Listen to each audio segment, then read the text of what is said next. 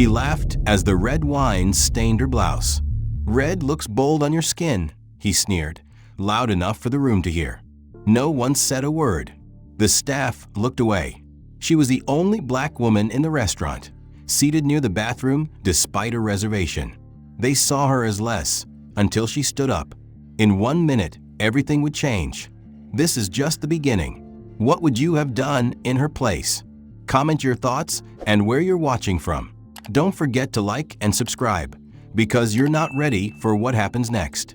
The soft hum of jazz floated through the upscale air of Velvet Grove, Charleston's most revered fine dining establishment. Nestled in a restored Victorian building with arched windows and golden lighting, the restaurant buzzed with the conversations of Charleston's elite. It was a kind of place where wealth whispered, not shouted, where every waiter's step was calculated and silence had value. In the far corner near a large bay window, Serena Cole took a seat for the first dinner she'd allowed herself in months. She wore a clean-cut navy blouse and dark slacks, unassuming, quiet, like she wanted to vanish into the dimly lit space. No medals, no name tag, no sign of her rank.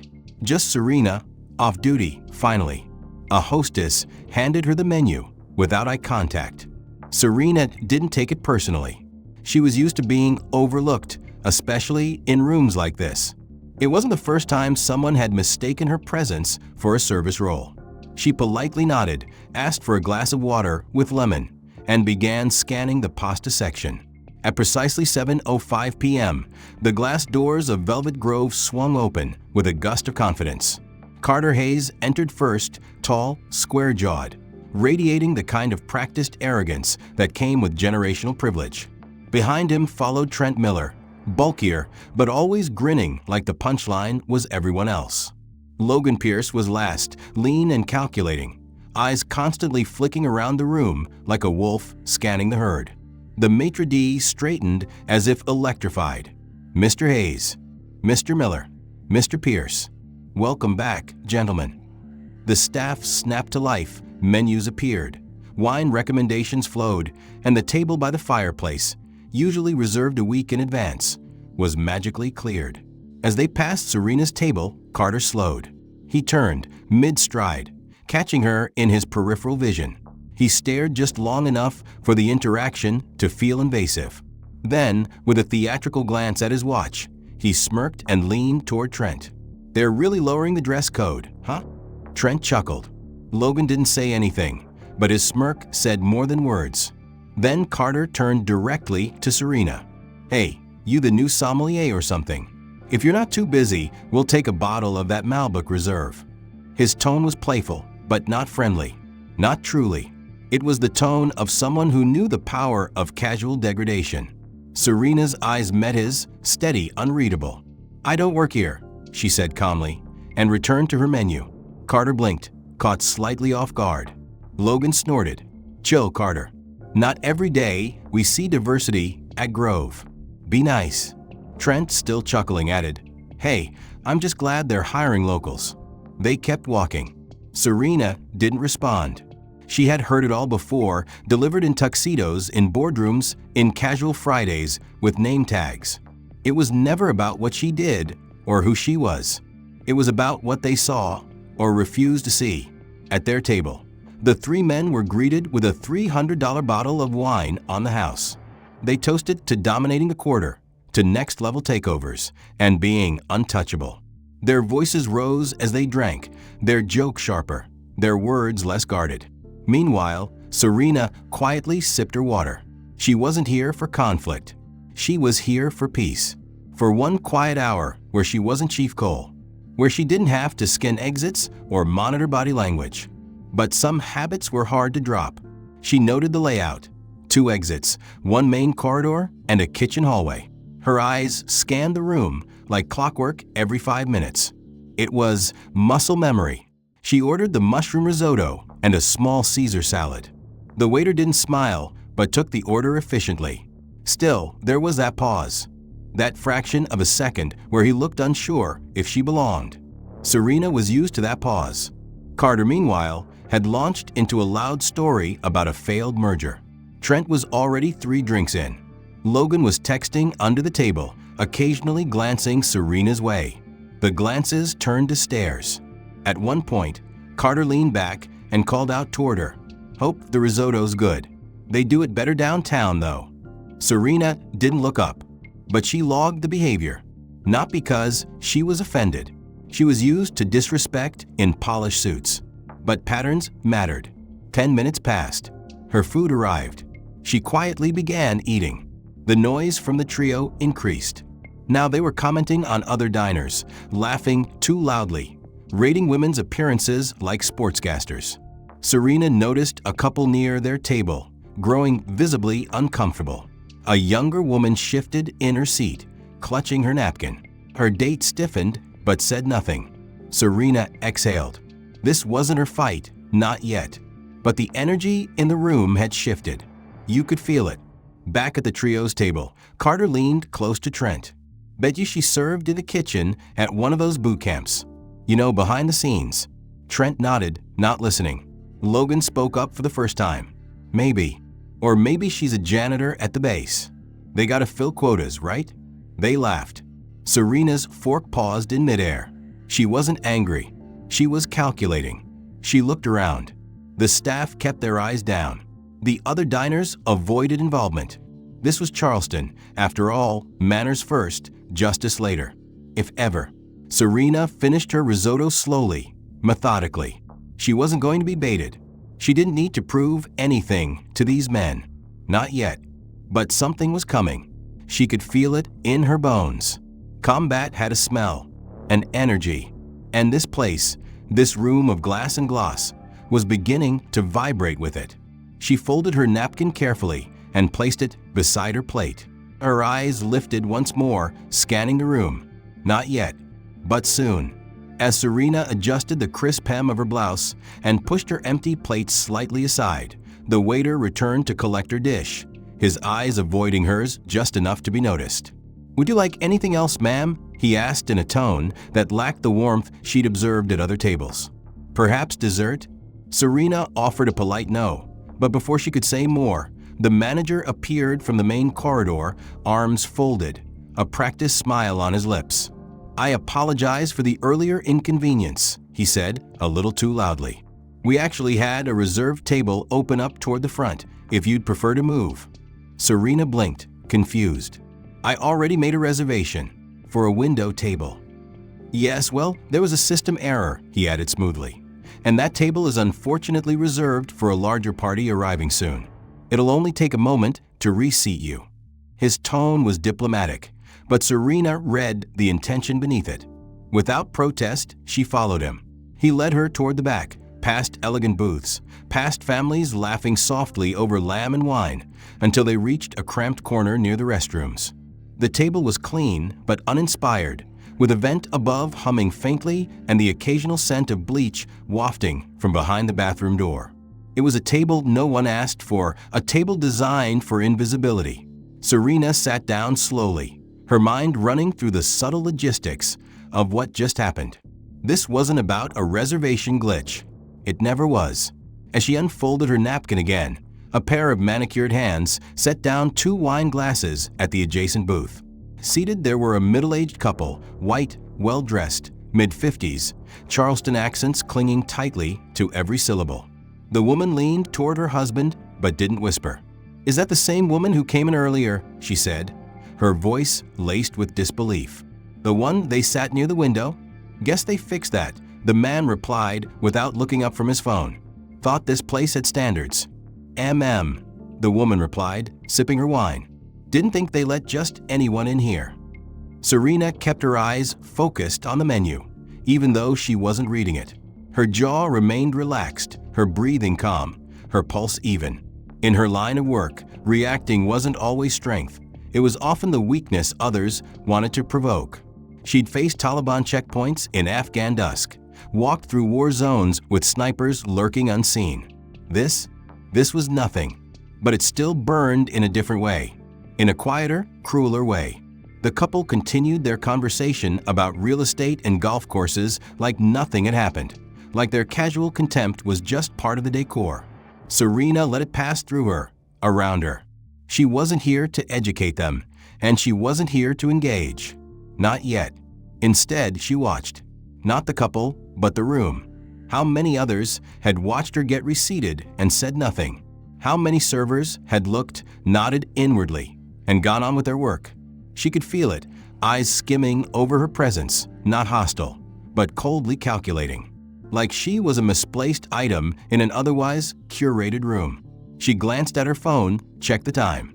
7:37 p.m. The table Carter and his friends occupied had grown more animated. More wine, more jokes, more attention. At one point, Carter stood and mockingly imitated a sommelier swirling wine. "This one's got earthy undertones," he said, sniffing the glass with exaggerated flair. "Smells like generational trauma and overcompensation." Laughter erupted at their table. Serena didn't even blink. She just took a sip of her water and continued observing the room as if her senses were on silent patrol. The server returned with her check unrequested and placed it beside her with a clipped "Take your dime." She hadn't even ordered dessert. At another table, a young waiter leaned down to a pair of blonde women and whispered something that made both of them glance toward Serena. One of them stifled a laugh and shook her head. Serena caught the moment in her peripheral vision and let it pass, but she mentally logged the faces. Not out of vengeance, out of pattern recognition. Patterns could predict escalation. They always did. Back at Carter's table, Trent had removed his jacket and loosened his tie, looking fully settled in. "Man," he said, pouring another glass, "this city used to be clean. Now it's just diversity this, equity that. You can't even order coffee without being corrected." "Let them," Logan added dryly. "You can't buy dignity, and they'll never earn it." Carter raised his glass. "Here's to never apologizing." Serena wasn't sure if they knew she could hear them. She wasn't even sure if they cared. The words weren't whispered. They were performed. For each other, for the room, for anyone willing to tolerate it. She felt a tightening in the atmosphere, a crackle of tension invisible to anyone not trained to feel it. In her mind, Serena could already visualize every potential threat vector in the room. Not because she wanted to act, because she might need to. And then came the moment that shifted the air. The middle-aged woman who'd whispered earlier stood to go to the bathroom, brushing past Serena's table. As she returned, she paused ever so slightly, then dropped a napkin. As she bent to retrieve it, she looked Serena directly in the eye and said with a half smile, "I suppose everyone deserves a taste of class once in a while." Serena's gaze locked onto hers, unreadable, unflinching. "Some of us were born with it," she replied coolly, then returned to her water as if nothing had happened. The woman blinked just once, but didn't respond. She walked away a little faster than before. The scent of bleach returned from behind the restroom door. Serena set her glass down slowly, her fingers curling slightly on the table. She didn't show anger, not externally, but inside the mechanism had clicked. Something had shifted, and across the room, 3 men were about to take things one step too far. The napkin comment lingered in Serena's mind not because of the words themselves, but because of the confidence with which they had been delivered, a soft cruelty, coated in gentility, the kind that required a lifetime of social reinforcement to master. As the woman walked away, the scent of her expensive perfume dissipating behind her, Serena glanced once more across the room at Carter and his friends. Their laughter had shifted, less joyful, more performative. The table of 3 had become noticeably louder, drawing subtle stares from nearby diners who wouldn't speak up but certainly noticed. Trent clinked his glass against Carter's and leaned back with his legs stretched arrogantly into the aisle. "This place needs an upgrade," he said. "Maybe get rid of the community outreach special in the back corner." Logan snorted. Carter followed Trent's gaze until it landed, deliberately, on Serena. He watched her, smirked, topped off his wine. Then, with an air of exaggerated carelessness, he stood. The room didn't pause, but Serena's senses did. Her attention locked onto his movements, not with fear, but calculation. As Carter approached her table with a half-full glass of red wine in hand, she knew he wasn't coming to apologize. He stopped right beside her table, pretending to look around as if searching for someone, and then turned suddenly, His elbow jerked accidentally, and the contents of his wine glass splashed in a deep crimson arc across Serena's blouse. The silence between their eyes was deafening. "Oh no," Carter said, theatrically shocked. "I'm so sorry. It seems red really pops against your skin tone." The grin that followed wasn't friendly. It was a dare, daring her to react, to lose composure, to validate every preconceived stereotype he'd carefully loaded into that one disgusting gesture. For a brief second, the only sound Serena heard was the quiet hum of the ceiling vent above. The stain bled across her blouse like a wound. But she didn't flinch. She slowly stood, calmly picked up her napkin, dabbed at her shirt once, and met Carter's eyes with a kind of icy restraint that made even a man like him take a half step back. "I'd like to speak to the manager," she said evenly. "And I'd like to be moved to the table I reserved an hour ago." The waiter who'd been hovering nearby immediately stepped in, his eyes darting between Carter's smug grin and Serena's composed expression. "Ma'am," he began, already defensive, "we can provide club soda for the stain, but we can't just move guests around once seated. And that table's still unavailable." Serena didn't raise her voice. "Then I want the manager. Now." The waiter hesitated, looking over his shoulder. From the main corridor, the manager emerged, clearly summoned by eye contact rather than direct call. His expression was polite exhaustion wrapped in pretense. "Miss Cole," he said, hands folded in front of him. "Is there a problem?" Serena gestured calmly toward her blouse, the red still spreading into the fabric. This was deliberate. "Oh, I'm sure it was an accident," the manager replied too quickly. "Mr. Hayes is a regular guest. I'm certain he meant no offense." "He spilled wine on me while making a racial joke," Serena said clearly, making no effort to hide the accusation. Carter, standing nearby, raised both hands like a magician, revealing empty sleeves. "I said I was sorry.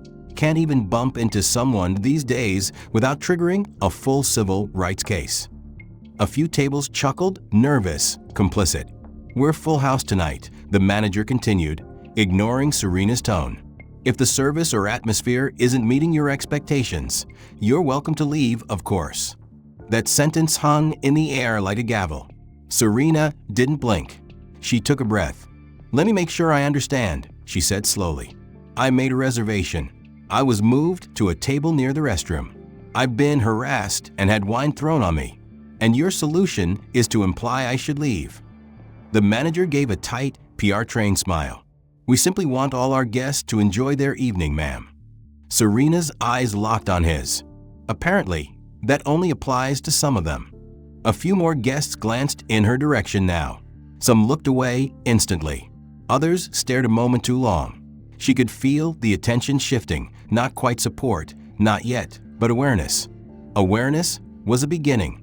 "Would you like to file a complaint?" the manager offered, already signaling a waiter to clear the table. "Or we could offer you complimentary dry cleaning and a dessert, if that would resolve this amicably." Carter stepped closer again. "Or we could just call it even. I'll buy you a drink, olive branch and all that." Serena didn't respond to him. She stared back at the manager. "You think this is about a drink?" she asked. "You think what just happened is resolved with tiramisu?" Her voice was calm, but the weight behind it landed. The manager didn't answer. He just turned to the waiter and gave a short nod. The waiter moved toward her, reaching for her half-empty water glass as if to clear the table. Serena placed her hand firmly over it, stopping him. "I'll stay," she said. "I came here to enjoy a meal. I'll do that." The waiter froze. The manager shifted uncomfortably.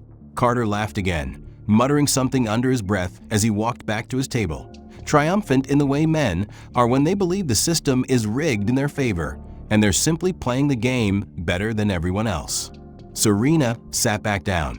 She didn't touch her glass again. She didn't need to. She'd already decided. She had no intention of leaving. Not until it was over. She sat, quiet as shadow, steady as stone, watching them from across the room, waiting.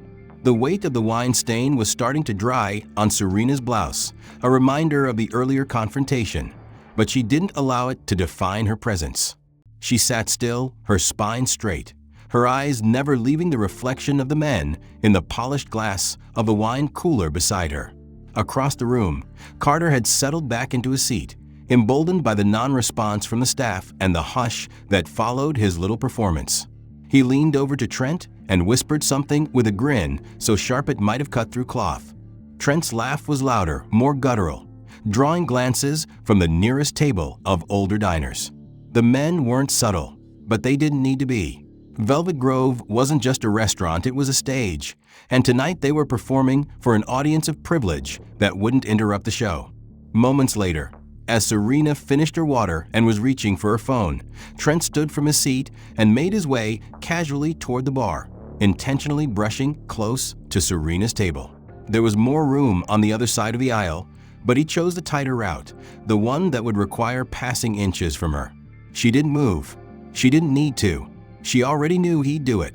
And sure enough, as he passed, he feigned a clumsy stumble, his shoulder clipping hers with enough force to jolt the table and spill what remained in her water glass. The sound was sharp glass against wood, a splash, a quick intake of breath from the nearest table. And Trent turned slowly, feigning mock surprise. "Whoa," he said with a forced chuckle. "My bad. Guess I didn't see the help still sitting down." His eyes met hers with a look of deliberate challenge. Serena's face didn't change. Her jaw didn't clench. Her breathing remained steady. But inside, something coiled. "Excuse me," she asked, her voice cool and exact. Trent leaned in slightly, lowering his voice to a coarse whisper. "Surprised I didn't smell you coming. Didn't think they let your kind sit down in places like this, let alone act like they belong." He straightened up, adjusted his cuffs like he was brushing off lint, and waited for the explosion, the confrontation, the scene he could use to flip the narrative. But Serena didn't give him what he wanted. She calmly picked up the now empty glass, set it aside with measured grace, and looked him squarely in the eyes. "I came here to eat," she said slowly, with razor precision, "not to tolerate garbage." The words didn't rise in volume. They didn't need to. The weight behind them cut deeper than any scream. The guests nearby, some pretending not to hear, froze mid-bite. The couple at the next table turned their heads slightly, suddenly more interested in their napkins than their entrees. Trent smirked, but it faltered just a bit. He wasn't expecting restraint. He was expecting rage. "Careful," he said, chuckling like it was all a misunderstanding. "People might think you have an attitude problem." "People like you have a problem with a woman not lowering her eyes," Serena replied evenly. Trent took a half step back, the edge of uncertainty creeping into his expression. For the first time, he wasn't entirely sure of his control. He turned abruptly and continued to the bar, leaving a quiet ripple of tension behind him. Serena resumed her posture, slow and deliberate, reclaiming the calm that he had tried to shatter. But she was aware, now more than aware, that the provocations were escalating. They weren't satisfied with discomfort or humiliation. They were inching closer to something physical, something they could spin as mutual, something they could distort into a story where she was the aggressor. The trap was being set, but Serena had walked through minefields. She knew the signs, and she would not step wrong. At the bar, Trent was already relaying his version of events to the bartender, painting himself as the misunderstood gentleman who merely tripped and was now concerned about a possible overreaction. The bartender, young and clearly uncomfortable, nodded politely without agreeing to anything. "I'm just saying," Trent muttered loud enough to be heard, "you try to be nice, and this is what you get. God forbid you accidentally touch someone now." He returned to his table with a fresh drink and a satisfied look, convinced he had thrown her off balance. But Serena hadn't moved. She sat still, eyes closed for a moment, centering her thoughts not on anger, but on discipline. Discipline was what separated the impulsive from the strategic. In her world, reacting too soon meant jeopardizing everything. And if they wanted her to play the angry stereotype, they were in for a rude awakening. A server passed by, eyeing her warily, as if wondering whether to engage or avoid. She glanced up just long enough to make eye contact. "Can I have another water?" she asked, her tone flawless. The server nodded quickly and moved away, relieved. Meanwhile, the white couple who had first whispered earlier were now watching more openly. The man whispered something to the woman, who frowned and shook her head slightly. "Not our business," Serena heard her say, but even she didn't sound convinced anymore. Carter stood again, stretching his arms like a man preparing for a speech. He walked slowly toward the back of the restaurant, his eyes scanning the room for someone he clearly hadn't spotted yet. But he wasn't looking for anyone. Serena could tell. He was circling. And from the corner of her eye, she caught Logan tapping something into his phone, texting, perhaps filming, or maybe just planning the next move. They weren't just here to harass. They were orchestrating, and they were enjoying it. Serena could feel the air tightening around her. Not fear, pressure. A slow building tension that wrapped around every inch of the room like a noose being pulled taut, waiting for her to make a single mistake. She wouldn't. The laughter at Carter's table had grown louder, more erratic, but now it had taken on a sharper edge, less about fun, more about dominance. Serena remained still, but her senses had gone into a quiet alert, like standing in a clearing moments before a storm broke overhead. The waiter had returned with her water, placing it carefully, as if terrified the glass might explode under the tension. But Serena barely registered the movement. Her eyes weren't on her table anymore, they were tracking Carter, who had stood again, his stride slower this time, more calculated. He scanned the room, but now his gaze wasn't hunting Serena. No, he wanted a softer target, one that wouldn't fight back, one that wouldn't pose a threat to his ego. His eyes landed on the table across from hers, a young couple, clearly new to Velvet Grove. Jason and Emily, mid-20s, dressed modestly, visibly nervous from the moment they'd arrived. Serena had noticed them earlier, huddled close and speaking in low tones, their energy shy but warm. They didn't belong here, and they knew it, but they hadn't done anything to deserve what was about to happen. Carter moved in first, cutting through the aisle like a shark slicing calm water. As he reached the couple's table, he leaned his arm casually on the edge, blocking their view of the dining room and casting a long shadow over their plates. "Hey there," he said with a grin far too wide to be sincere. "Haven't seen you two here before. Date night?" Jason blinked, confused. Yeah, just dinner." "How sweet," Carter replied, then turned slightly, pretending to notice Emily as if for the first time. "You know, you have really great shoulders." He reached out without invitation and placed a firm hand on her shoulder, squeezing slightly, holding it there longer than any stranger should. Emily froze. Her body went stiff, lips parted, but no sound came out. Jason rose halfway from his seat, startled and unsure. "Please don't touch her," he said, trying to sound firm, but his voice cracking slightly. Carter turned to him with mock offense. "Relax, Romeo. Just giving the lady a compliment." Behind him, Trent and Logan stood as well, moving casually but with obvious intention. Trent rounded the table from behind, stepping directly between Jason and the exit, boxing him in. Logan leaned against the back wall, watching, arms folded like a bouncer who knew exactly where this was heading. "I said don't touch her," Jason repeated, this time louder, trying again to stand. Trent placed a hand on his chest and pushed gently but firmly, keeping him seated. "Take it easy," he said. "No need to cause a scene. You're making people uncomfortable." The irony made Serena's jaw tighten. Carter's hand was still on Emily's shoulder, and now he leaned closer, whispering something inaudible into her ear. Her head jerked slightly, eyes wide in panic. Her body angled away, but he followed, applying more pressure to her shoulder as if pinning her down by force disguised as charm. Then, with a sudden motion, Carter shoved her sideways, playfully, it would seem to an uninformed observer, but it was rough enough to knock her off balance. She slammed against the edge of the table, rattling plates and sending a fork clattering to the ground. Several patrons looked up, but not one said a word. A waitress turned from across the room, but quickly busied herself with another table. The manager was nowhere to be seen. A few diners whispered, but their eyes dropped when Carter glanced around, daring someone to challenge him. Silence cemented itself over the room like a second ceiling. Jason now stood fully, face flushed with fear and helplessness, but Trent hadn't moved. He blocked Jason's every attempt to approach Emily, Smiling like this was all just some fraternity prank. "You should sit," Trent said low. "Things might go better if you just sit." And in the far corner, Serena's hand curled around her glass, not to drink, but to steady herself. Her breathing remained slow, but something had changed behind her eyes.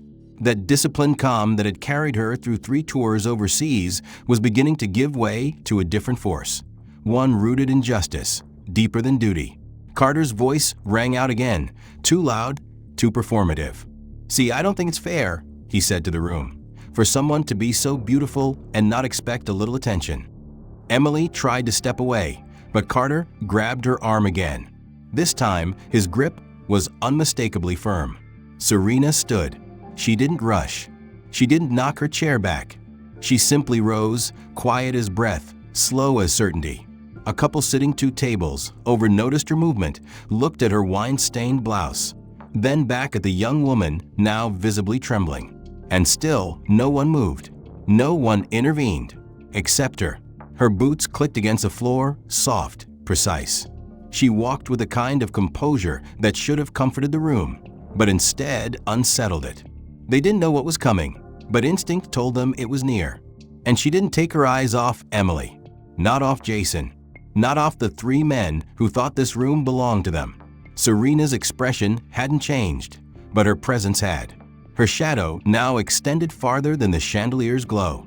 And Carter, still gripping Emily's arm, didn't realize yet that a shift had begun, not in the crowd, not in the decor, but in the narrative. Serena's boots struck the polished floor with rhythm, not rushed, not hesitant, but deliberate, each step cutting through the restaurant's suffocating silence like a war drum in a marble hall. Her gaze didn't falter, fixed like a sniper's on the source of the escalation. Carter's hand still clamped on Emily's arm. Jason's fists clenched in useless fury, Trent looming like a silent barricade, and Logan leaning against the wall, eyes gleaming with sick amusement. Every muscle in Serena's body was coiled and prepared, but not reactive. She hadn't been trained to act out of anger. Her training demanded calculation, control, and clarity even in chaos. The restaurant patrons remained motionless, the air thick with tension, the clink of silverware and low jazz music now distant ghosts of a moment past. At exactly 4 feet from their table, Serena stopped. Her hands weren't clenched. Her posture wasn't aggressive, but her voice cut the air like a blade wrapped in steel resolve. "Let her go," she said firmly, her tone carrying across the dining room like a command, not a request. Carter turned his head slowly, confusion flashing in his eyes as if for the first time realizing Serena had become part of the scene. He tilted his head mockingly, then smirked. "Oh, you again," he muttered, tightening his grip on Emily's arm just slightly, enough to make her wince. "Didn't realize you were still here. Thought we scared you off to the kitchen." Serena didn't blink. "This is your last chance. Let her go." Each syllable was deliberate, slow, and cold enough to chill the wine still resting on the surrounding tables. Logan pushed off from the wall with exaggerated amusement, his boots squeaking deliberately as he took a step forward, his grin broadening like he was enjoying the build-up to a punchline he was about to deliver. "Oh," he said, chuckling loud enough for the room to hear. "Look who's trying to be a superhero." He mimicked a slow clap. "You really think you're about to scare us, Queen Wakanda?" He laughed, looking back at Carter and Trent for approval. "What's next? You gonna summon your army of vibranium-wearing warriors through the kitchen doors?" Trent snorted behind him, amused but cautious now. Carter's smile, however, was faltering. He could feel the shift in the room, not from the crowd, who still sat uselessly silent, but from Serena's energy. She hadn't moved an inch since speaking, but somehow she seemed to take up more space. She exuded something he didn't understand, authority. Not entitlement, not arrogance, something earned. "You really think you can tell me what to do?" Carter said, shifting his posture but still not releasing Emily's arm. "You think just 'cause you bark orders like a soldier, we're all supposed to jump?" Serena's response was a single breath, controlled, even. She took one step closer, now within arm's reach. "You don't know who you're playing with," she said. Her voice dropped in volume, but rose in weight, like gravity had suddenly chosen to listen. But I promise you, if you don't let her go, what happens next will not be your choice." Logan laughed again, loud and theatrical. "Oh, come on. This is rich. What are you gonna do? Karate chop us with your wine glass?" Carter glanced nervously toward Trent, but Trent remained unmoved, watching Serena with a curiosity now slightly tinged with unease. Carter looked back at Serena, testing her stare, and for the first time that evening, his usual armor of confidence felt insufficient. Serena took one more step. Emily's wide eyes locked with hers now, not just pleading, but anchored, as if the girl sensed the shift in the tide, sensed a protector had entered the scene who wasn't afraid of the waves. "I'm not warning you again," Serena said. "Let her go." Her voice no longer echoed. It carved through the space, silencing even the distant buzz of the kitchen door. Carter's hand wavered.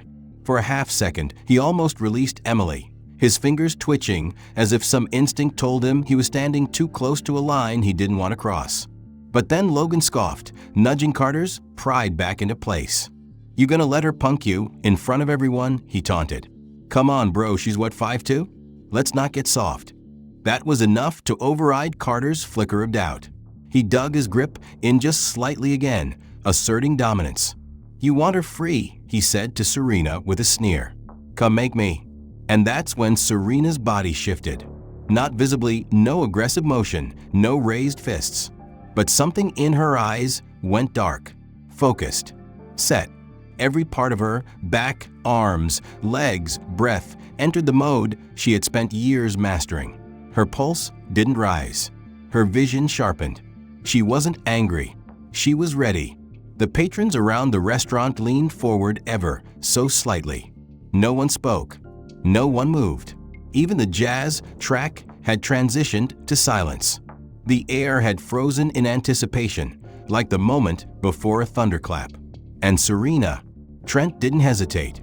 His expression tightened into something between anger and confusion, like he couldn't believe this woman, this black woman, dared to hold her ground, much less challenge him.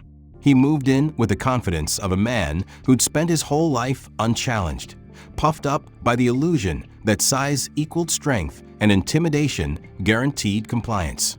One step, two. Then his hand shot forward to shove Serena in the chest. But she didn't wait. The moment his arm extended, she pivoted slightly, her left hand sweeping upward to deflect his wrist in a smooth, practiced motion. It was effortless, precise, not a flinch, not a jerk, but a redirection that threw his balance off by inches. And inches were all she needed. With her right hand, she trapped his wrist, rotated inward, and twisted sharply to the outside. His shoulder dipped instinctively in pain. His knees buckled. Then, in a single motion, she shifted her weight, dropped her hips, and used his own momentum to execute a textbook hip throw. His body left the floor. His eyes widened. And before he could process the force unraveling beneath him, his back slammed into the restaurant floor with a thunderous thud that rattled glasses and silenced gasps. "Oh my God," someone whispered. Forks clattered. A chair scraped backward in fear. Serena never looked down. Her focus was already on Carter, whose shock had frozen him momentarily. But the freeze lasted only a heartbeat. He snarled and lunged, both fists clenched, eyes wild. He went high, swinging at her head with all the reckless force of a man used to people flinching. Serena didn't flinch. She stepped right, just enough to let his strike pass beside her ear, and used the shift in his weight against him. Her elbow came up fast, an upward, angular drive straight into his exposed ribs. The impact echoed, followed by an involuntary grunt as Carter's momentum crumpled. His knees gave. His shoulder crashed into a wooden chair, splintering it beneath him with a violent snap. He rolled onto his back, coughing, groaning, grabbing at his side. Logan stood frozen for a second, eyes wide with disbelief. The air inside Velvet Grove now crackled with energy, like a room seconds before lightning strikes. Diners were backing away from their tables. Phones were out. No one moved to stop it. No one moved to help. But everyone watched. Serena hadn't even broken a sweat. Her breathing was steady, her eyes scanning, calculating distance, threats, angles. Jason and Emily were behind her now, Jason shielding her instinctively, though he seemed to realize with awe that it wasn't necessary. Serena moved forward. Logan's bravado had begun to evaporate. He glanced at his two friends writhing on the floor and took an involuntary half-step backward. Serena tracked it, reading him like a map. He wasn't going to talk his way out of this, and she wasn't going to wait for him to attack. Her stance adjusted, feet shoulder-width apart, weight slightly forward, arms relaxed but ready. Logan tried to fake composure, squared his shoulders, opened his mouth to say something cocky. But Logan's brain did what instinct demanded, fight or flight, and this time it chose the latter. His chest heaved as adrenaline surged and all the fake confidence he'd carried minutes ago disintegrated into raw panic. Without a word, he turned and bolted toward the restaurant's main entrance, shoving past a server holding a tray of untouched calamari, ignoring the gasps from patrons now pressed against the walls. He didn't make it 5 feet. Serena had anticipated it. From the moment she put Carter down, her peripheral vision had tracked Logan's body language, the slight shift in weight, the widened eyes, the twitch in his foot like a sprinter in the blocks. The second he moved, she was already 2 steps ahead, her frame slicing across the tile floor like a shadow with purpose.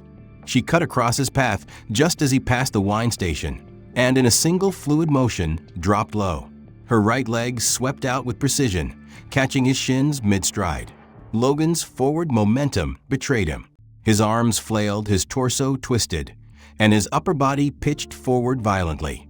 There was a sickening crack as his face slammed into the edge of the bar counter. Glasses toppled. A bottle of House Chardonnay crashed to the floor beside him.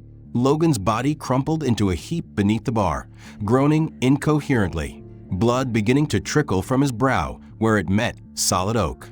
Serena didn't move for several seconds, standing there with her back straight, chest rising steadily, every cell of her body still fully alert.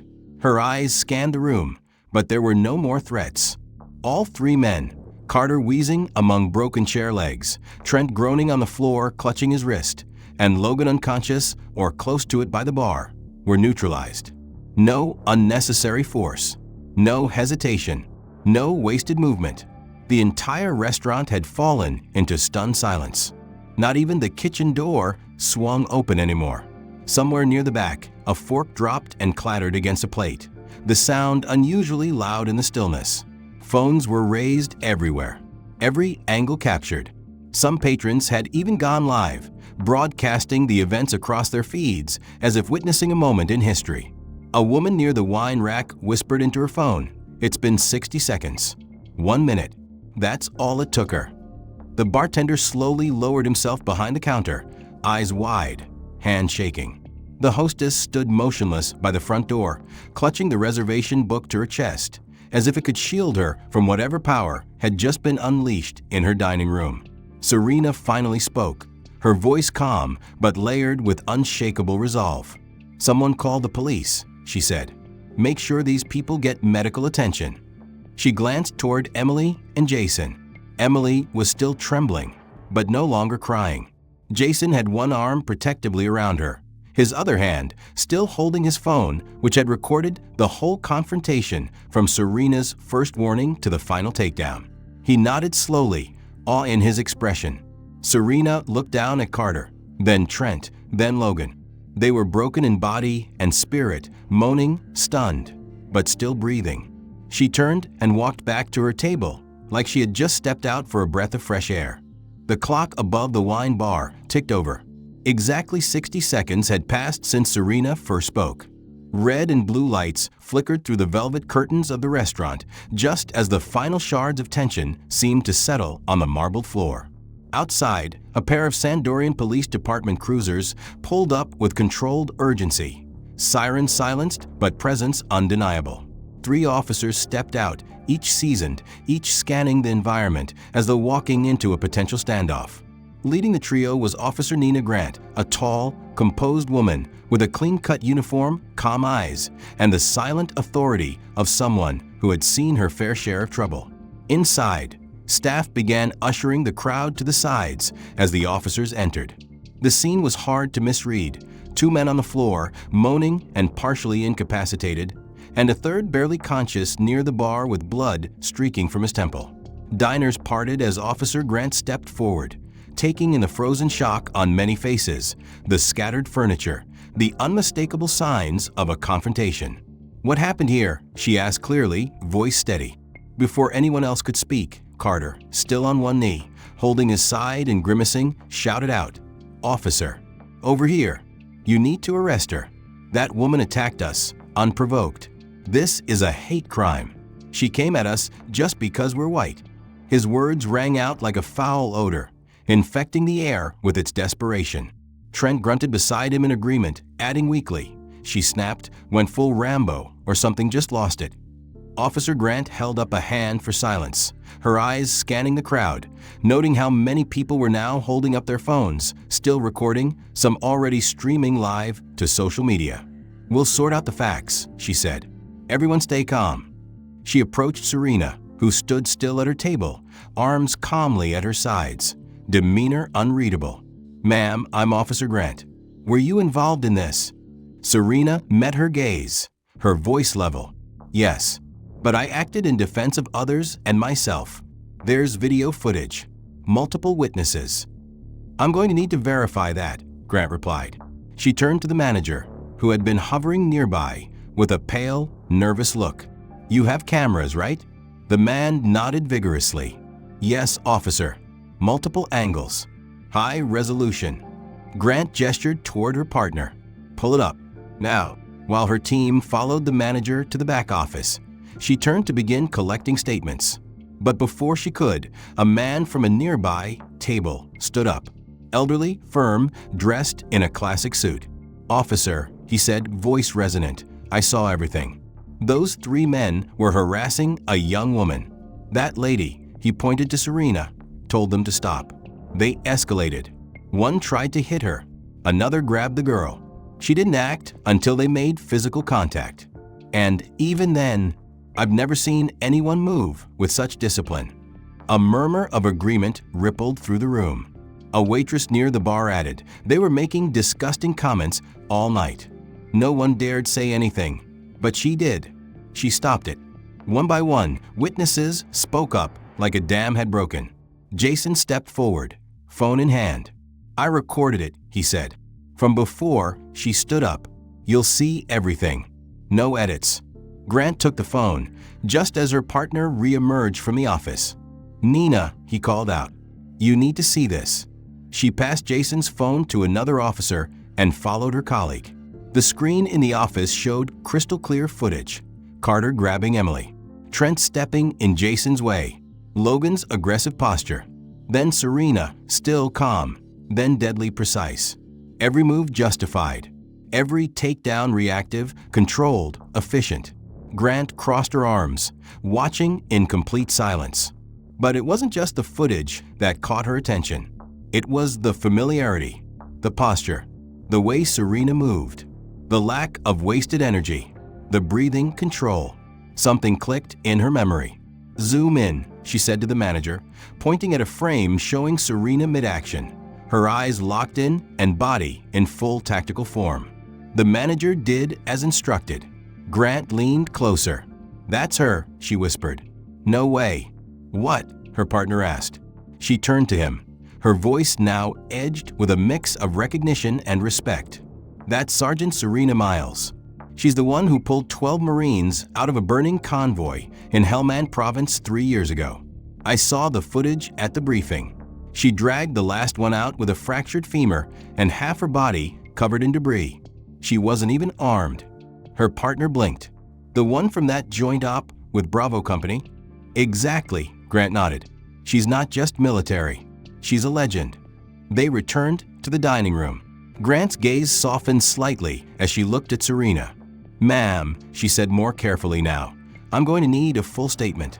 But first, let me thank you for what you did, both tonight and overseas." Serena inclined her head slightly. "I was just doing what needed to be done." Carter, now red with anger and desperation, tried again. "She's lying. She jumped us because we were white. It's discrimination. You're just protecting her because she's..." "Enough," Grant said sharply, cutting him off. "We've reviewed the footage. We have over a dozen eyewitnesses and multiple recordings. You assaulted 2 people, then escalated it. She acted to protect them. You're lucky she showed the restraint she did." The silence that followed was cold and crushing. Carter collapsed backward in defeat. The courtroom was packed, not with media this time, but with quiet observers, some students from a local university, a few veterans from the Sandorian Community Center, and several people who had seen the footage online and were curious about how it would all end. The state had chosen not to pursue trial due to overwhelming evidence and public pressure. Instead, all 3 defendants had agreed to a plea deal in exchange for reduced sentences and a commitment to public service. The judge, a stern but fair woman in her 60s, gave each of the 3 men a chance to speak before sentencing. Trent and Carter went first, both remorseful, both clearly shaken by what had unfolded in the weeks following the incident. But it was Logan who surprised everyone. When he stood, the courtroom seemed to lean in. Gone was the slick suit, the arrogant grin, the flippant attitude. He wore a plain button-up and jeans. His hand shook slightly as he adjusted the microphone. "I used to think I was a good person," he began, voice quiet but steady. "I did everything society said was right, got a degree, landed a job, paid my taxes. I thought that was enough. I thought because I didn't wear a hood or shout slurs, I couldn't possibly be racist. But what I did that night, what we did, was born from the ugliest kind of superiority. The kind that whispers instead of yells. The kind that hides behind jokes and dismisses real pain as overreaction." He paused, swallowing. "When I saw Serena stand up, when I saw her protect those people, without rage, without ego, just skill and clarity, I realized how small I was. And for the first time, I was ashamed, not because I got caught, but because I finally understood the harm I'd done." His voice broke then, and he wiped his face with his sleeve. "I don't want to be this man anymore." A long silence followed. Even the judge's expression had softened. When the sentences were handed down, community service, mandatory racial bias training, and a commitment to speak at 20 public anti-discrimination workshops over the next year, there were no objections, no protests. Even Serena, seated quietly with a Navy liaison in the gallery, nodded subtly. She wasn't looking for revenge. She was looking for responsibility. And now, maybe it had begun. Weeks passed, then months. True to their word, all 3 men began appearing at colleges, community centers, and youth programs under the guidance of the city's Racial Justice Council. What began as mandatory penance slowly shifted into something else. Trent, who had always prided himself on being tough, found himself unable to speak the first few sessions. But eventually, he began recounting the moment he hit the floor in Velvet Grove, not just the physical pain, but the realization that everything he believed about dominance and control had been shattered by a woman half his size who never once raised her voice. Carter, whose background in finance had once made him dismiss social programs as waste of money, began staying after workshops to answer questions from students, especially the ones who looked like Serena or who had once been told by someone like him that they didn't belong. And Logan, whose confession in court had gone viral on its own, became the most sought-after speaker. His vulnerability struck a chord. He didn't pretend to be reformed. He told students that change wasn't a switch, it was a process, painful and slow. He described how Serena's restraint taught him more about power than any book ever had. He described the nightmares, the shame, and the moment he realized fear had made him a coward long before that night at the restaurant. By spring, Serena was invited to attend one of the sessions. She didn't accept immediately. Not because she held resentment, she didn't, but because she knew growth had to be real, not performative. Eventually, she walked into a packed auditorium on the campus of Sandorian State. The students were already buzzing about the session. When she entered from the side, no spotlight followed her. She sat in the back, and she listened. Logan's voice trembled, but he didn't shy away from the details. He didn't glamorize his guilt or paint himself as a victim. He just told the truth. "We tried to humiliate her," he said plainly. "We thought we were untouchable. But in 60 seconds, she dismantled everything we stood for, not just our bodies, but our beliefs. She didn't do it with hate. She did it because someone was in danger, and she knew she had the ability to stop it. That's what strength looks like. That's what justice looks like. When the session ended, Serena approached him. He turned, startled, then stood. "Serena," he said quietly, eyes lowered. "I wasn't sure you'd ever show up." "You didn't need me to," she replied. "But I'm glad I did." They shook hands. No applause. No ceremony. Just accountability meeting grace. Outside, the students continued talking about what they'd heard, their voices a little more thoughtful, a little more curious. Serena walked past them toward her car, the sky streaked with the golden hues of late afternoon. She had no plans to go public with the story. No book deal. No interview. She had a mission, and it wasn't fame, it was service. And somehow, that mission had found new roots right here, in the hearts of those who once failed and chose to change. If this story moved you or made you think, consider subscribing for more powerful narratives like this one. What part of Serena's story hit you the hardest? Was it the moment she stood up or when justice finally caught up? And by the way, where in the world are you watching from? Drop your country or city in the comments. We'd love to know. Your thoughts matter. Let's talk below.